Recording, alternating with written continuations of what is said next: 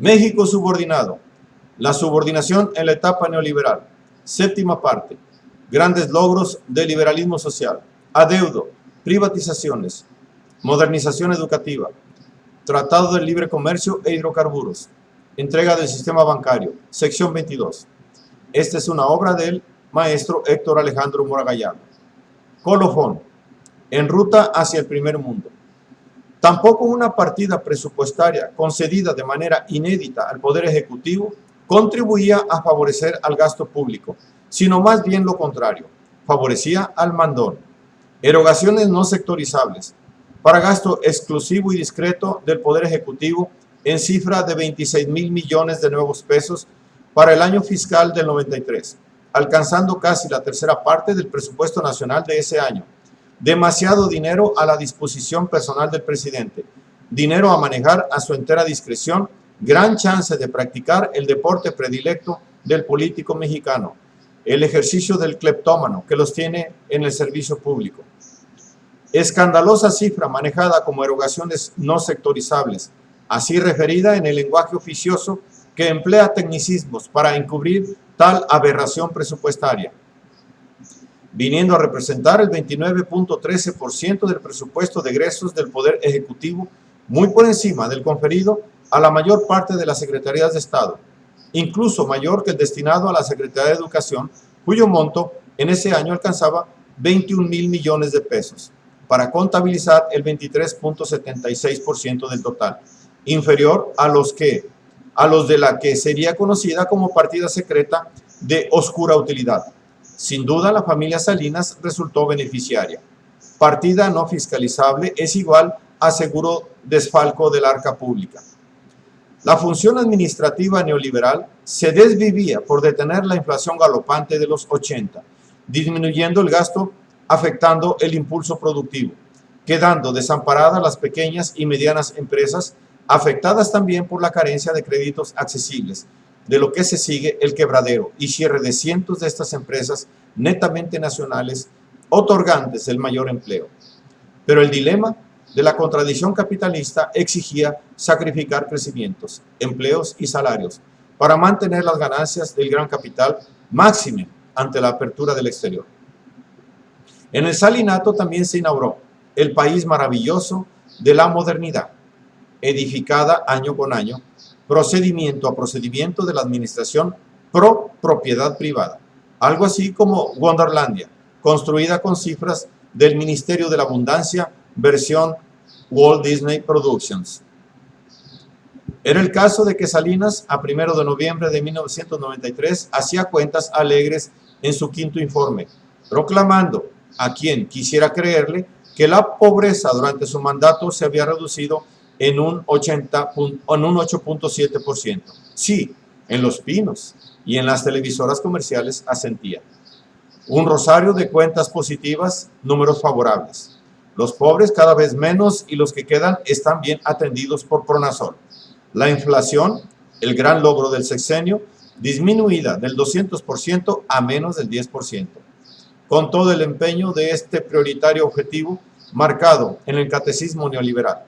Las finanzas públicas superavitarias, la deuda externa conjurada, las reservas internacionales más elevadas que nunca, gracias a la venta de paraestatales, el gasto social más amplio que nunca, los campesinos en la gloria, con decir que gozan de crédito suficiente e incluso los pobres pueden optar por incursionar en el sistema financiero. Si hay desaceleración, esta es propiciada por factores externos, pero no hay de qué preocuparse.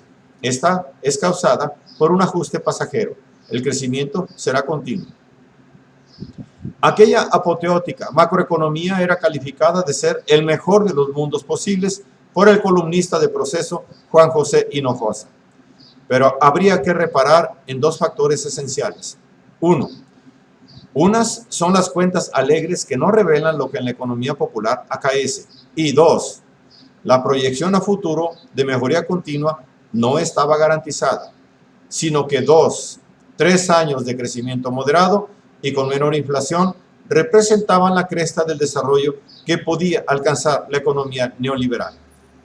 El boom propiciado por las ventas de empresas paraestatales que se perdían para quedar a la suerte de la administración privada significaban la pérdida de la conducción económica por parte del Estado y con ello de los ingresos para solventar el gasto público, así como el que estas empresas quedasen supeditadas a los caprichos de la privada iniciativa. Por lo que, entre otras cosas, había que esperar reducción de personal e incremento del desempleo. En muchos rubros, el incremento de cifras presupuestarias era relativo por procesos inflacionarios, pero lo que comparadas con el valor real en el pasado, tales cifras superiores resultaban inferiores a las habidas en los años previos a los 80. Aquello era una llamarada que pronto se apagaría. Sí, desde ese entonces las cifras macroeconómicas refieren una economía superestructural, con cifras ad hoc que no aterrizan en el horizonte de las necesidades sociales. Datos aportados por el propio Instituto Nacional de Estadística, Geografía e Informática, INEGI, así como de la Comisión Económica para América Latina, CEPAL, incluso y cuando admitían que la pobreza había disminuido de 14.9 millones en el 89 a 13.6 en el 92, sus cifras también hacían ver que cerca de 2.1 millones de hogares mexicanos vivían en condición de extrema pobreza, algo así como el 11.8 de la población total. El Ministerio de la Abundancia trabaja arduamente para elaborar las cuentas alegres de Wonderlandia, pero no pasan de ser elucubraciones y cifras adulteradas por los tecnócratas. Ya desde endenantes, por juicio a priori categórico, se sabe que de la política económica neoliberal no se consigue nada bueno para la economía, así como de la basura tóxica no se extraen medicinas, ni de los campos radiactivos se sacan cosechas comestibles. De la política económica neoliberal no se obtiene bienestar para las mayorías, sino todo lo contrario, verdad predecible a priori que de manera a posteriori se constata con las propias estadísticas oficiales. Así como los huizaches no dan uvas, las medidas contraccionistas, privatizantes, desregulatorias, propician afectación a la economía social. Y a todo esto, sépase que los organismos genéticamente modificados son inferiores a los naturales. Breviario cultural por aquello de la próxima siembra de maíz transgénico en México. En realidad, nunca se han podido curar enfermos sangrándolos, aunque médicos medievales así lo creyesen. Tampoco puede mejorar una economía nacional con recortes al gasto público y privatizando las empresas torales, concentrándose exclusivamente en contener la inflación, porque afecta a la ganancia capitalista, aunque pérfidos monetaristas muy laureados así lo sostengan. Allá abajo, miembros de organizaciones sociales percibían una realidad distinta a la versión oficial, un creciente deterioro de nivel de vida y así de incremento de la pobreza en resultas de las medidas que de manera empecinada venían tomando los de la administración PRI-tecnócrata. De acuerdo con su información, 40.3 millones de mexicanos, la mitad de la población total, son considerados como pobres, de los cuales 17.3 millones se encuentran en extrema pobreza.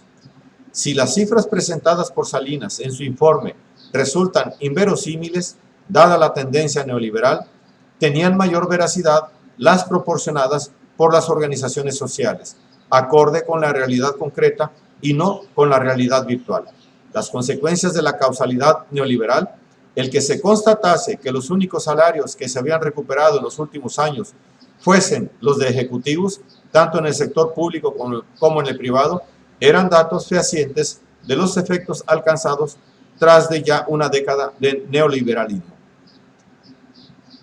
Por su parte, investigadores de la UNAM, especialistas en medir la evolución de la pobreza en México, visando en los renglones de la alimentación, salud, deterioro de la relación obrero-patronal, etc., patentizan que los mexicanos comen menos, están expuestos a enfermedades antes erradicadas y aumenta el número de emigrados hacia los Estados Unidos.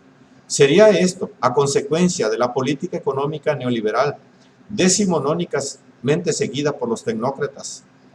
Como que tiene lógica. Misma que revelaba las condiciones favorables en la contraparte social. La minoría propietaria y sus chalanes sí incrementaban ganancias y capital. Los negocios mejoraban. Todo ello cuando en 1992, dicen, las utilidades del sistema bancario del país ascendieron a 6.421 millones de nuevos pesos, casi un 50% más respecto a las ganancias que obtuvieron el año anterior. No tiene pierde. La política económica neoliberal está concebida para beneficiar a los capitalistas, hacer más ricos a los pocos a costillas de empobrecer más a más pobres.